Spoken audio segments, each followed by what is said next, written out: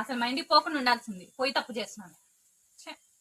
ఎవరేమన్నారు? ఏనేంది అది ఉంది కదా ఇంట్లో వేస్ట్ ముండా, మా ఆయన పెళ్ళాము, దాంతోనే గొడవ. ఎందుకు గొడవ ఆమెతో నీకు? ఏం మాట్లాడుతుందని? ఇది నా ఇల్లు, మీ ఇంట్లోకి వెళ్ళి చూసుకో, ఏమన్నా ఉంటే నీదని మాట్లాడుతుందా పాప. మా ఆయనకు ఆ పాప అసలు సెట్, మా ఇంటికే సెట్ కదా పాప. నిన్నగాక ముందు వచ్చి నా మీద పెత్తనాలు చేస్తే మా ఇంట్లో. ఆయన నీళ్ళు ఏంటికి అవుతుంది ఇప్పుడు? అది ఏంటికి కాదు, అది నా ఇల్లు ఏంటికి కాదు. నీళ్ళు ఇప్పుడు ఇది అది కాదు. బాగా చెప్పిన వాళ్ళే. మా ఆయనని మేమేమన్నా అనుకుంటాము, అదే మాకు చెప్పే కానద్దు అనేసి. ఇది బాగుంది. ఆమె మీ వదినా?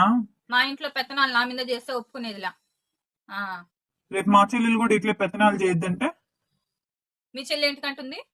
ఏం సంబంధం చూసినప్పుడు తెలీదా? మరి మీ వదినతో సంబంధం చూసినప్పుడు మీకు తెలీదా? చేసుకున్నావు కదా కట్నం తీసుకుని.